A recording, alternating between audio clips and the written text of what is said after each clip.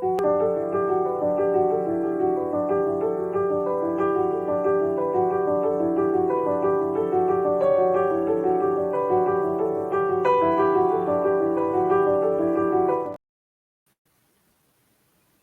noite, queridos irmãos, queridas irmãs. Estamos novamente aqui para o estudo do Livro dos Médiuns. Hoje o estudo de número 13. O objeto do estudo são os itens 293 a 303. Temos as questões para debate, que faremos a leitura, e depois faremos a leitura dos conceitos e informações extraídos dos pontos indicados. Então, rogamos a Jesus, nosso modelo e guia mais perfeito, que possa estar conosco durante esses momentos, onde estamos conectados de forma virtual, mas também espiritual. Questões para debate. São válidas as perguntas dirigidas aos espíritos sobre a saúde? Os espíritos nos guiam nas pesquisas científicas? Os espíritos inspiram o sábio e o inventor? Os espíritos podem ajudar-nos a descobrir tesouros? Os espíritos podem nos ensinar tudo o que desejarmos? Para que nos serve o ensino dos espíritos, se ele não nos oferece mais certeza do que o ensino humano? O que é que o espiritismo tem de mais belo e consolador?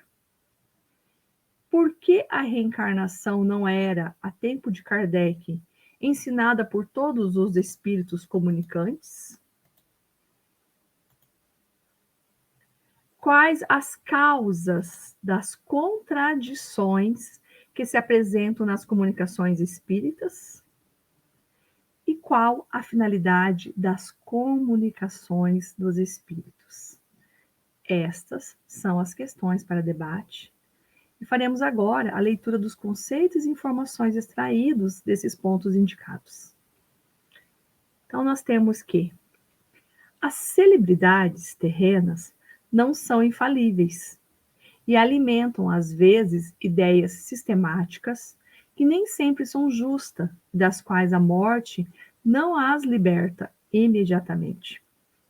A ciência terrestre, bem pouca coisa é, perante a ciência celeste. Só os espíritos superiores possuem esta última ciência. O espírito de um sábio pode, pois, não saber mais do que quando estava na Terra, desde que não haja progredido como espírito. Se chegou a um grau bastante elevado para se achar livre da vaidade, o sábio da Terra, que haja cometido erros científicos, reconhece tais erros e os confessa sem pejo. Mas, se ainda não se desmaterializou bastante, pode conservar alguns dos preconceitos do que se achava imbuído quando encarnado. Os espíritos que ainda não estão desmaterializados se apegam-se às coisas. Avarentos que ocultaram seus tesouros podem, depois de mortos, vigiá-los e guardá-los. É o temor em que vivem de que alguém os venha arrebatar. Constitui um de seus castigos, até que compreendam a inutilidade dessa atitude. A questão dos tesouros ocultos está na mesma categoria das heranças desconhecidas. Quando os espíritos querem ou podem fazer semelhantes revelações, eles as fazem espontaneamente, sem precisarem de médiuns para isso. A confiança que se pode ter nas descrições que os espíritos fazem dos diferentes mundos depende do grau de adiantamento real dos espíritos que as fazem. Não é impossível obtermos sobre os outros mundos alguns esclarecimentos. Os bons espíritos, por exemplo, se comprazem mesmo em descrever-nos os mundos em que eles habitam, como ensino tendente a nos melhorar, induzindo-nos a seguir o caminho do bem. A melhor verificação da exatidão dessas descrições reside na concordância que haja entre elas. É preciso, contudo, lembrar que semelhantes descrições têm por fim o nosso melhoramento moral, e que é, pois, sobre o estado moral dos habitantes dos outros mundos que poderemos ser mais bem informados, e não sobre o estado físico ou geológico de tais esferas. As questões sobre a constituição física e os elementos astronômicos dos mundos se compreendem no campo das pesquisas científicas, para cuja efetivação não devem os espíritos poupar-nos trabalhos. Uma objeção feita pelos adversários do espiritismo diz respeito às contradições havidas nos ensinamentos espíritas. Ponderam eles: se o ensino é dado pelos espíritos, como não se apresentam idêntico? Acontece que essas contradições são, em regra, mais aparentes que reais. Existem mais na superfície do que no fundo. Carecem, pois, de importância. De outras fontes provêm as contradições dos homens e dos espíritos. As contradições de origem humana já foram explicadas no capítulo referente aos sistemas, no item 36 e seguintes. Pode-se dizer que hoje há unidade de vistas na imensa maioria dos espíritas, ao menos quanto aos princípios gerais, salvo pequenos detalhes insignificantes.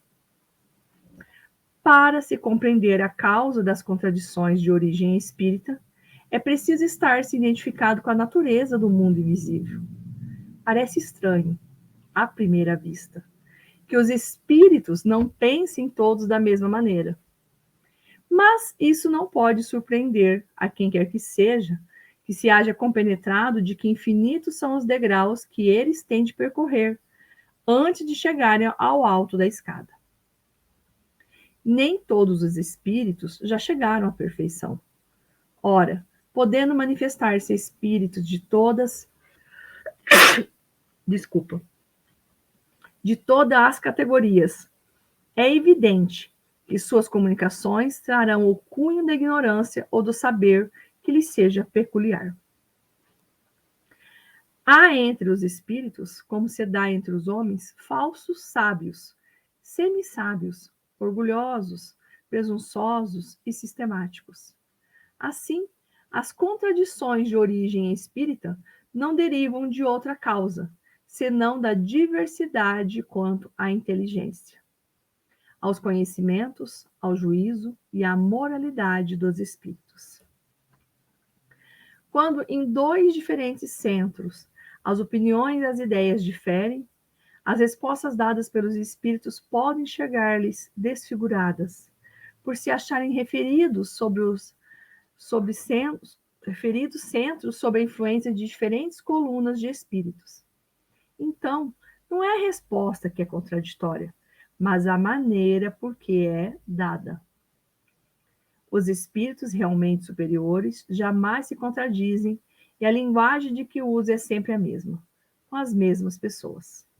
Pode, no entanto, diferir de acordo com as pessoas e os lugares. A contradição é, porém, às vezes apenas aparente, está mais nas palavras do que nas ideias. O mesmo espírito pode responder diferentemente sobre a mesma questão, conforme o grau de adiantamento dos que o evocam, pois nem sempre convém que todos recebam a mesma resposta, por não estarem todos igualmente adiantados.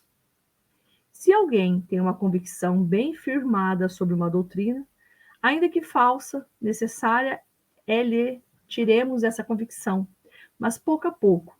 Por isso é que os espíritos muitas vezes se servem dos termos utilizados por essa pessoa. É para que não fique de súbito ofuscada e não deixe de se instruir com eles. Não é de bom aviso atacar bruscamente os preconceitos. Este é o melhor meio de não ser ouvido. Por essa razão é que os espíritos muitas vezes falam no sentido da opinião dos que os ouvem. É para os trazer pouco a pouco à verdade. Apropriam sua linguagem às pessoas, como faria um orador mais ou menos hábil. Daí eu não falar a um chinês ou a um maometano, como fala a um francês ou a um cristão. É que tem a certeza de que seriam repelidos. Não se deve, pois, tomar como contradição o que muitas vezes não é senão parte da elaboração da verdade. Todos os espíritos têm a sua tarefa designada por Deus e a desempenham dentro das condições que julgam convenientes ao bem dos que lhes recebem as comunicações. As contradições, mesmo aparentes, podem lançar dúvidas no espírito de algumas pessoas. Que meio de verificação se pode ter, então, para conhecer a verdade? Para se discernir do erro, a verdade, preciso se faz que as respostas sejam aprofundadas e meditadas longa e seriamente. É um estudo completo a fazer-se. Para isto é necessário tempo para destruir todas as coisas. Estudai, comparai, aprofundai. Incessantemente vos dizemos que o conhecimento da verdade só a esse preço se obtém. Como querereis chegar à verdade quando tudo interpretais segundo as vossas ideias? Longe, porém, não está o dia em que o ensino dos espíritos será por toda parte uniforme, assim nas minúcias como nos pontos principais. A missão deles é destruir o erro, mas isso não se pode efetuar senão gradativamente. Há pessoas que não têm nem tempo, nem aptidão necessária para um estudo sério e aprofundado, e que aceitam sem exame tudo que lhes ensina. O que fazer neste caso? Os espíritos responderam a Kardec, que pratique o bem e não faça o mal. É o essencial. Para isso não há duas doutrinas. O bem é sempre o bem, quer feito em nome de Alá, quer em nome de Jeová, visto que é só um Deus há para o universo. O motivo de se encontrarem ideias evidentemente falsas em comunicações de espíritos que parecem desenvolvidos em inteligência e que eles têm e que têm eles suas doutrinas, os que não são bastante adiantados e julgam o que são, tomam suas ideias pela própria verdade, tal qual se dá entre os homens. Passam-se no mundo dos espíritos coisas bem difíceis de compreendermos. Há espíritos, como ocorre entre os homens, que se comprazem em conservar os homens na ignorância, aparentando instruí-los e que se aproveitam da facilidade com que suas palavras são acreditadas. Podem então seduzir os que não descem ao fundo das coisas, mas quando pelo raciocínio são levados à parede, não sustentam por muito tempo o papel. Cumpre, além disso, ter-se em conta a prudência de que, em geral, os espíritos usam na promulgação da verdade uma luz muito viva e muito subitânea, ofusca, não esclarece. Podem eles, pois, em certos casos, julgar conveniente não as espalharem, senão gradativamente, de acordo com os tempos, os lugares e as pessoas.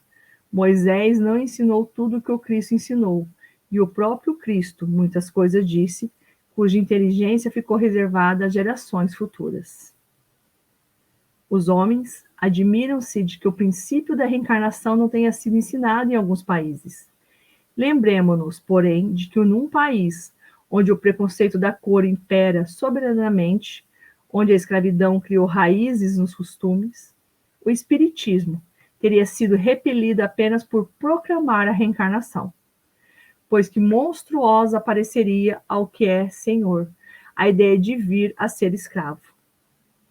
Não era melhor tornar aceito primeiro o princípio geral, para mais tarde se lhe tirarem as consequências? Ó homens, nossa vista é curta para apreciar os desígnios de Deus. Saibamos que nada se faz sem a sua permissão. E se um fim que as mais das vezes não podemos penetrar, a unidade se fará na crença espírita.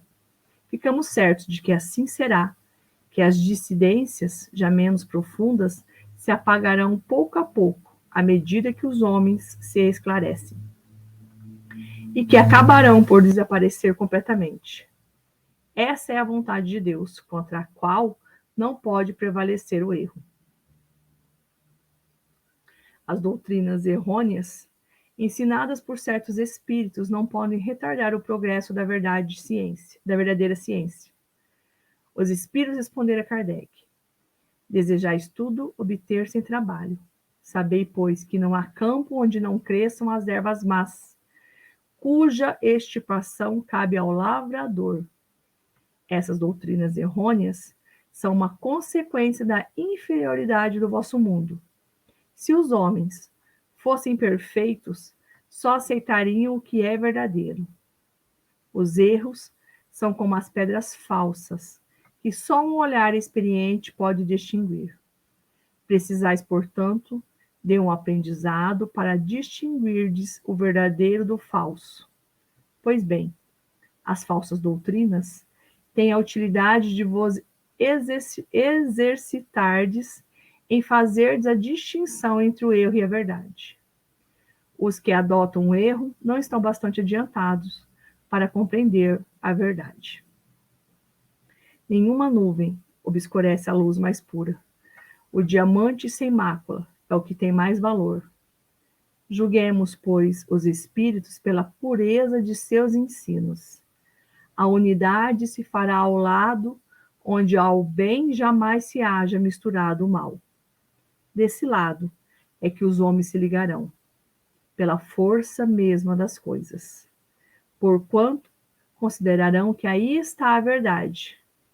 Notemos, aos demais, que os princípios fundamentais são por toda parte os mesmos e têm que nos unir numa ideia comum: o amor de Deus e a prática do bem. Qualquer que seja, pois, o modo de progressão que se imagine para as almas, o objetivo final é um só, e é um só meio de alcançá-lo: fazer o bem. Se dissidências capitais se levantam de uma regra, dispomos para as apreciar.